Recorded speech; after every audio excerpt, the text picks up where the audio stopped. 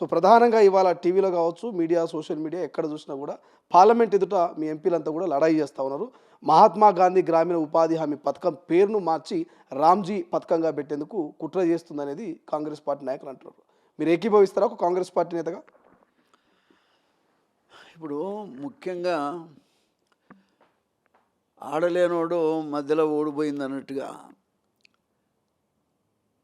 ఏదో విధంగా కాంగ్రెస్ పార్టీని దెబ్బకొట్టాలనే ప్రయత్నంలో భాగంగా ఇవాళ అనేక కార్యక్రమాలు, ప్రజా వ్యతిరేక కార్యక్రమాలు బీజేపీ చేస్తూ ఉన్నది. చాలా బాధాకరం. దాంట్లో భాగమే ఈ పనికి ఉపాధి హామీ పథకాన్ని ఇవాళ ఆల్మోస్ట్ రద్దు చేస్తున్న పరిస్థితి కనబడుతుంది. పేరు మార్చడం ఒకటే కాదు, దాన్ని రద్దు చేసే ప్రయత్నంలో, దాన్ని నీరుగార్చే ప్రయత్నం చేస్తుంది. ఎందుకంటే సోనియా గాంధీ గారు వాస్తవంగా చాలా వాస్తవంగా పేదోళ్ళ మనిషిగా, పేదోళ్ళ హృదయంగా ఈ కార్యక్రమాన్ని ప్రవేశపెట్టి అసలు పేద ప్రజలు, ఎస్సీలు, ఎస్టీలు, బీసీలు, పేద ప్రజలు మరి ఎంతో కొంత దానివల్ల మేలు జరిగి జీవనాన్ని గడుపుతున్నటువంటి పరిస్థితి. కొంతమంది అయితే ఈ 125 రోజులు పనిచేసి దాంతోనే మరి కాలాన్ని గడుపుతున్నటువంటి పరిస్థితిని మనం చూస్తూ ఉన్నాం. ముఖ్యంగా తెలంగాణ ప్రాంతంలో కరువు ప్రాంతం, ఈ ప్రాంతానికైతే వాస్తవంగా ఒక జీవం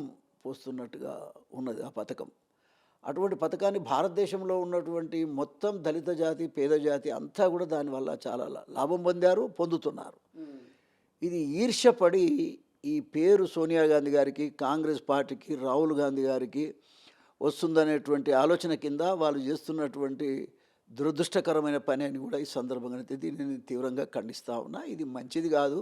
మీరు పేరు మార్చినా, ఏది మార్చినా అది సోనియా గాంధీ పెట్టినటువంటి పథకం అనేది ప్రజలందరికీ తెలుసు. అటువంటి పరిస్థితుల్లో మీరు ఈ విధంగా బీజేపీ వాళ్ళు ఈ విధంగా చేయటం అనేటువంటిది చాలా దురదృష్టకరం. వెంటనే దాన్ని విత్డ్రా చేసుకోవాలి ఆలోచన విధానాన్ని. వాళ్ళైనా గవర్నమెంటే కదా, మరి పేద ప్రజలకు మీరు వ్యతిరేకులైతే రేపు పొద్దున మీకు సరైన గుణపాఠం రాబోయే ఎన్నికల్లో చెప్పక తప్పదు. ఏదో ఎన్నో కారణాల వల్ల మనుషులను మరి దేవుని పేరు మీద లొంగ తీసుకొని రాజ్యాన్ని నడుపుతారు తప్ప మీరు ఏదో అభివృద్ధి కార్యక్రమాలు చేసి నడపటం కాదు. ఇది ఒక రకంగా మోసం. కాబట్టి నేనేమంటా అంటే బీజేపీ పార్టీ, బీజేపీ హైకమాండ్ కూడా ఒకసారి ఆలోచించుకోవాలి. ఇది మంచి పద్ధతి కాదు. వెంటనే ఈ పేరు మార్చే విధానం కానీ, దాన్ని రద్దు చేసే ఆలోచన కానీ విరమించుకోవాలి. ఆ పథకాన్ని గ్రామీణ ప్రాంతాల్లో సరి అయిన పద్ధతిలో అమలు జరపాలి. అమలు జరిగేటట్టు చూడాల్సిన బాధ్యత కూడా కేంద్ర ప్రభుత్వం.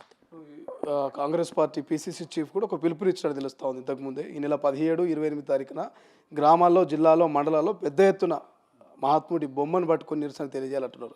ఈ నిరసనతోనైనా వెనక్కి తీసుకునే అవకాశం ఉంటుందా కేంద్ర ప్రభుత్వం? తీసుకోవాలి. మరి ఏమాత్రం ప్రజల పక్షాన ఆ పార్టీ, ఆ ప్రభుత్వం ఉండాలనుకున్నా వెంటనే విరమించుకోవాలి. ఆలోచన విధానాన్ని విరమించుకుంటేనే వాళ్ళకి ఏదైనా పుట్టగతులు ఉంటాయి. లేకపోతే పుట్టగతులు బీజేపీ పార్టీకి ఉండవు. సర్పంచ్ ఎన్నికలు ఇప్పటికీ 2 విడతలు అయిపోయినాయి. రేపు తెల్లారితే 3వ విడత కూడా కంప్లీట్ అవుతుంది. ఇప్పటికైతే కాంగ్రెస్ వేవ్ కనబడతా ఉంది. 60 నుంచి 70% ఈ 2 విడతలో కైవసం చేసుకుంది సర్పంచ్ సీట్లను. బట్ బీఆర్ఎస్ మాత్రం మా హవానే నడుస్తూ ఉంది. భవిష్యత్ అంతా మాదే, కేసీఆరే మళ్ళీ ముఖ్యమంత్రి అనేది కేటీఆర్ చెప్తున్నాడు. ఏం చెప్తారు మోత్కుపల్లి గారు మీరు? సరే, రాజకీయాలలో కింద పడ్డా నేనే గెలిచిన అనేటువంటిది తత్వం ఉంటుంది. దాన్ని మనం కాదనలేం. కానీ వాస్తవ పరిస్థితులు ఏంటంటే అసలు ఓటేసేవాడు ఎందుకు వేస్తాడు? ఏదైనా అభివృద్ధి జరగాలని వేస్తాడు. అభివృద్ధి ఇప్పుడు గవర్నమెంట్ చేస్తుంది అనుకుంటాడా, ప్రతిపక్షం చేస్తుంది అనుకుంటాడా?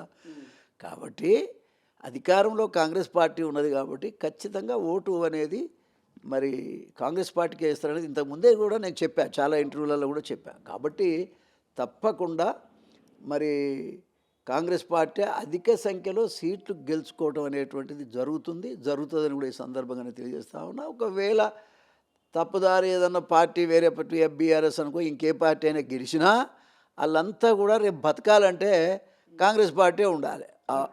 బెదిరిస్తురా కాంగ్రెస్ వాళ్ళు? అభివృద్ధి జరగాలన్నా, వాళ్ళకు బిల్లులు రావాలన్నా, అభివృద్ధిలో భాగంగా వాళ్ళు పాలుపంచుకోవాలన్నా సర్పంచ్లు అనేవాడు ఖచ్చితంగా ఎప్పుడైనా చూస్తూ ఉన్నా కదా నేను చాలా ఎన్నికలలో. గెలిచినోడు కూడా మళ్ళీ అబ్బో ఇంట్లో గెలిస్తే వచ్చే లాభం ఏముందిరా నాయన అని చెప్పేసి అధికార పార్టీకే వస్తారు. వాళ్ళంతా కూడా అధికార పార్టీలోనే చేరుతారు. కాబట్టి అధిక సంఖ్యలో గెలుస్తారనేది ముందే ఊహించినాం. అదే రకంగానే కాంగ్రెస్ పార్టీ బ్రహ్మాండమైన మెజారిటీ ఈనాడు సాధించింది. This credit goes to Revanth Reddy గారు. ఈ నెల 19న తెలంగాణ భవన్కు మాజీ ముఖ్యమంత్రి కేసీఆర్ రాబోతున్నాడు. పార్టీకి దిశానిర్దేశం చేస్తూనే ఏపీ తీసుకుపోతున్న జలదోపిడి మీద కూడా ఒక కార్యాచరణ ప్రకటించబోతున్నా అనేది ఒక ఇంటర్నల్ ఇన్ఫర్మేషన్. కేసీఆర్ ఈ నెల 19న తెలంగాణ భవన్కు రాబోతున్నారు. ఏపీ జలదోపిడీ చేస్తుంది. గతంలో మనం చూస్తాం కదా, బనకచెర్ల కానివని పేర్లు మార్చి జలదోపిడీ చేస్తూ ఉన్నది. సో దాని మీద ఒక కార్యాచరణ ప్రకటించే ఆలోచన చేస్తూ ఉండు. భవిష్యత్తులో కూడా తెలంగాణలో మళ్ళీ ఈ ఎంపీడీ జెడ్పీటీసీ ఎన్నికల్లో కూడా పాగా వేసేందుకు కేసీఆర్ కార్యాచరణ మొదలు పెట్టబోతున్నది ఒక చర్చ జరుగుతున్నది. నిజంగా కేసీఆర్ కార్యాచరణ మొదలు పెడితే ఏమైనా మారుతాయా రాజకీయాలు? ఇది ఎట్లుందంటే పులొచ్చే అని చెప్తారు చూడు, అట్లా ఉంది ఇది. రాజకీయాలలో ప్రజల ప్రేమను పొందగలిగినోడే లీడర్. ఆ పొందగలగటానికి మరి చేసే ప్రయత్నం అన్ని పార్టీలు చేయాలి. ఇప్పుడున్న పరిస్థితులలో మరి రేవంత్ రెడ్డి గారి నాయకత్వంలో బ్రహ్మాండంగా కొన్ని కార్యక్రమాలు అమలు జరుగుతూ ఉన్నాయి. దాని ద్వారా ప్రజలు కూడా ఇప్పుడు గ్రామ పంచాయతీ ఎన్నికల్లో కూడా వాళ్ళ నిర్ణయాన్ని తెలియజేస్తున్నారు కదా. కాబట్టి ఎవరు ఏమన్నా కూడా కాంగ్రెస్ పార్టీ ఇవాళ బ్రహ్మాండంగా ముందుకు సాగుతూ ఉన్నది. బీఆర్ఎస్ పార్టీ ప్రతిపక్ష పార్టీ కాబట్టి వాళ్ళ డ్యూటీ వాళ్ళు చేయాల్సి వస్తుంది. ఎవరు వచ్చినా ఎవరు రాకపోయినా ప్రజల నిర్ణయమే కదా, అంతిమ నిర్ణయం ప్రజా నిర్ణయం. కాబట్టి 3 సంవత్సరాలు టైం ఉన్నది. 3 సంవత్సరాల తర్వాత ఏం జరుగుతుందో చూద్దాం. కల్వకుంట్ల కవిత గురించి ఏం మాట్లాడతారు? రీసెంట్గా ఒక కామెంట్ చేసింది, ఏదో ఒక రోజు సీఎం అయితా, ఉద్యమం టైంలో మీరు చేసినటువంటి తప్పులన్నీ బయట పెడతా, మీరు దోచుకున్నాయని కూడా ప్రజల ముందు ఉంచుతా, నేను శిక్షిస్తా అని అంటున్నది. కవిత సీఎం అయ్యే అవకాశం ఉందంటారా? చాలా సీనియర్ నాయకులు మీరు రాజకీయాలు. ఆ అమ్మాయి నాకు బిడ్డ లాంటిది.